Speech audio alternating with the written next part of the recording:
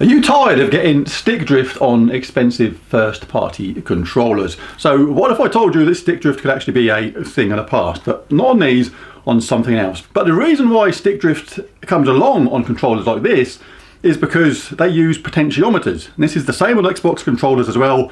And potentiometers are a physical contact. The more you move the stick, the more it detects the stick has been moved in the game, and it translates to the movement of your character or whatever on screen. So because there's physical contact, those sticks can wear over time, and then hence stick drift comes along.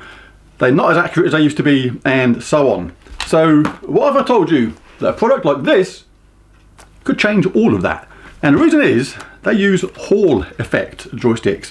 Now the sticks in these are Hall effect, but what is actually Hall effect?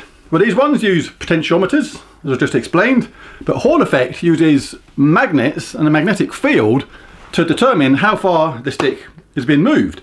So it's more accurate, but not only is it more accurate, but it means there's no physical contact. So the lifespan on this could be really, really good. So if the rest of the controller is up to scratch, this could be absolutely amazing. Right, so let's do a little bit of unboxing malarkey on this, see what it's all about.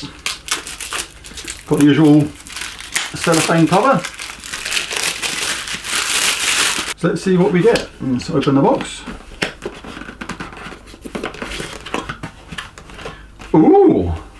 Well, first of all, we have a PS5 wireless adapter in there, so we can actually use this with PS5 as well, so I'll be trying that out. Wasn't expecting to see that in there, so that is a really nice touch. We can actually use this with the PS5 as well. And here is the controller itself. And it's got these little covers on the joysticks there, which is nice, so we'll remove them. And the cool thing about this controller is it's got like back paddles as well, which is really cool for certain games. And they're macro switches as well, so you can program them to cover a range of different moves. Say for example you've got a habit of missing your dragon punch in Street Fighter, for example, you can program them into that and just press of the button and you'll be doing dragon punches galore without ever missing. Another neat feature of this controller is the included phone holder. You just literally slot it into the back there and push it down and you've got a phone holder, and it works really, really well. You just slide your phone into the holder and you are good to go. And it's even like got some tilt adjust on it, which is pretty sweet at the same time. So the phone holder is really, really cool. I do like this addition to this controller, but I did find a secondary use to it. If we just take the phone out. Now if you put this phone holder on upside down, I have no idea how I discovered this, by the way, but if we put it on upside down, you actually get a rather cool controller stand. So when you finish with it, you can just put it down and it will sit there like a stand. No idea why you'd want to do that. Maybe you want to put it on display, and you can even fold back kind of like that, and you can just put it down at a different angle. So it doesn't actually get in the way either. If you want to use it like that, it doesn't actually get in the way of any of the buttons at all. You can even leave it extended, and when you finish playing, put it down and it looks pretty cool. Right, now one thing that's really apparent about this controller straight away to me is it's a kind of combination, kind of mix of a PlayStation controller and a Xbox controller. I mean, if we take a look at the PlayStation DualSense here, we'll see the shape is different from the controller we just looked at, but the shape of a typical Xbox controller is very similar to this QRD one here, but with the different layout of the joysticks. The joysticks layout on this one obviously is that up and down kind of combination layout of the Xbox controller, but this is kind of a combination of both. I mean, I really think if these two controllers got into bed and had a little bit of rumpy pumpy and stuff and things like that, then had a baby, this is kind of what would be the result. Right, now let's get onto the controller review itself. Now I'm going to compare this to an original Sony DualShock 4 and a DualSense for the PS5, and the reason I'm going to do that is because the option is there to use an adapter like this, so you can use it as a PS5 controller. Right, next up, buttons, button feel and how loud they are.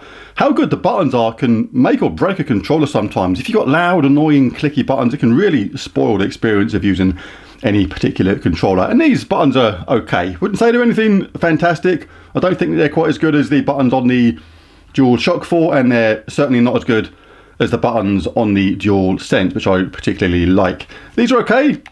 They got a nice positive click to them. About the same sort of volume level, I'd say, when you click one as compared to a DualShock 4 on the regular buttons, but the shoulder buttons are a bit more clicky. But not too much to be distracting, I don't think. But the buttons are on this are, yeah, okay. Let's compare them to the DualShock 4. Less travel, I would say, on the button press. You've got like a shorter button press on that. I can sort of feel that, but the volume is very similar, and the shoulder buttons again are just slightly quieter and got the same kind of feel to them as these buttons here, where on this controller here the shoulder buttons do actually feel slightly different to these buttons here. And on the DualSense, these have got the best buttons for me, but it is a more expensive controller.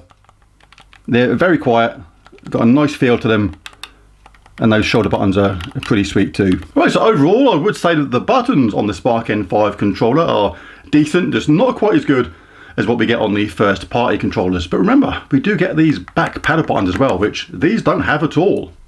Right, so pairing of the controller was super easy. You just plug in the USB to the front of the PS4 in this case, plug it into the USB slot on the front end, press the button there, and it was job done. Now the LEDs can be changed. There's a button on the back to change them. You can change the colours, you can change the way they work, which is a really nice touch as well. So let's see how this controller works in a typical game. Oh, nice little bit of rumble from there. Oh, I do like the rumble from these type of joysticks, really do. Right, so let us begin. Just going to try out and see how it feels like to move around with the joystick at first, how the buttons feel. Just in a basic game, just to see how it all feels. Stick feels absolutely fine, feels really nice to move and use. The buttons are fine, they're not too clicky, they're not too noisy. Responsive. Let's see how the D-pad feels now. Oh, I do like the D-pad for this. I prefer this D-pad by a long way over the ones on the first party PlayStation controllers. The diagonals are easy to hit, and you can't really miss the up, down, left and right. Yeah, no complaints about this. This is a nice feeling controller. Right, very nice indeed. Let's just briefly compare by going immediately back to the DualShock 4. Let's pair that again and see how we feel. And the D-pad at first. Yeah, it kind of feels very similar. Really similar. But the D-pad doesn't. D-pad still feels, to me, horrible to use compared. Never liked these D-pads on this. But yeah, so for me, the DualShock 4 versus this controller is it's a win for this one over the DualShock 4 on general games. Really do like the feel of that controller. Well, so other cool features about this controller I briefly mentioned earlier. There's a little button on the back you can press to change the colour of the LEDs and how they work. Not for everyone, but I think they're actually pretty cool. Or you can just hold the button down and turn them off completely, and just hold it down again, little button on the back to turn them back on again. So very straightforward. Probably go for a nice blue or red for me, because that's my favourite colours. Oh, that looks nice with that red and black.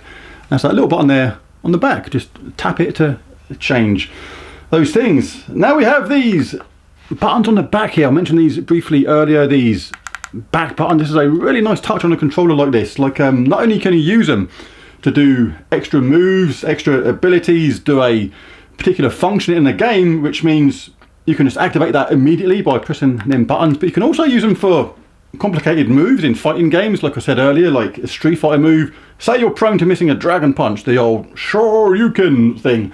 You can program that in to one of these buttons and then just press that in a fighting game and it's job done. You'll be getting your dragon punch nailed every single time. Really nice touch. Little extra thing as well, didn't mention so far, this does have full 6-axis ability for PlayStation 4 and PlayStation 3. It's got those tilt sensors built in and things like that. And the touchpad is really responsive and nice at the same time. So far, like, no complaints about this controller. There must be something wrong with it, surely. Well, it's not something wrong with it, but the light compared to the one on the DualShock 4 is very small compared.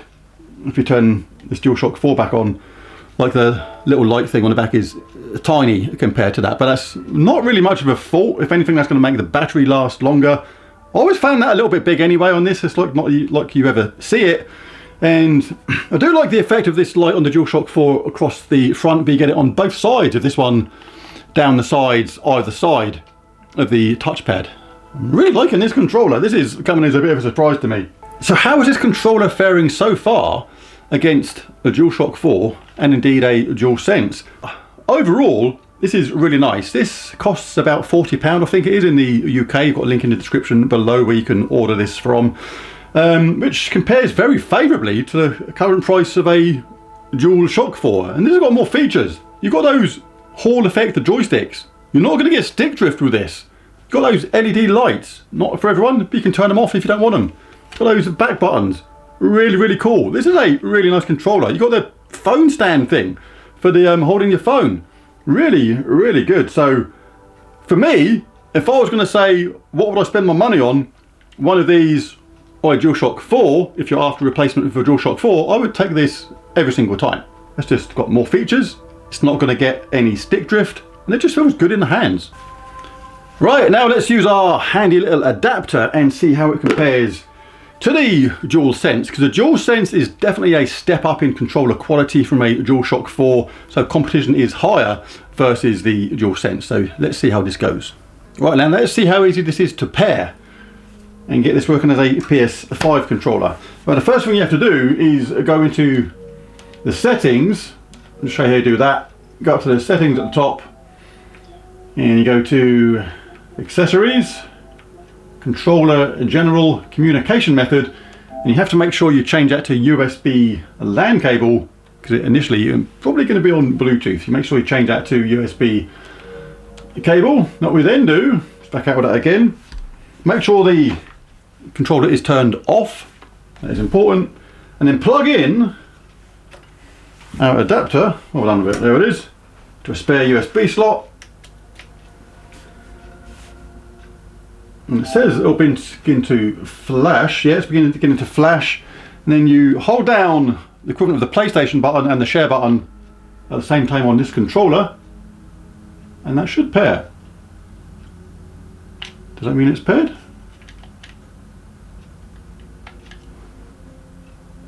Ah, it's flashing more strongly now. Oh, is that paired? Yes! We're in! That was easy! Right, so I had to press the button. There's a little button on top on the front of that adapter which flashes quickly, and then you press the PlayStation button down and hold down the share button, and it paired, and we are in. So I'm now using this as a PS5 controller. So let's see how it does on a game. First of all, like Gran Turismo. Let's give this a go. Let's see how it feels. I like the feel of it already, and those LEDs are actually quite nice. It's kind of quite good. Right, let's see how, because we're going to test out the triggers as well. See how the triggers feel. See how sensitive they are.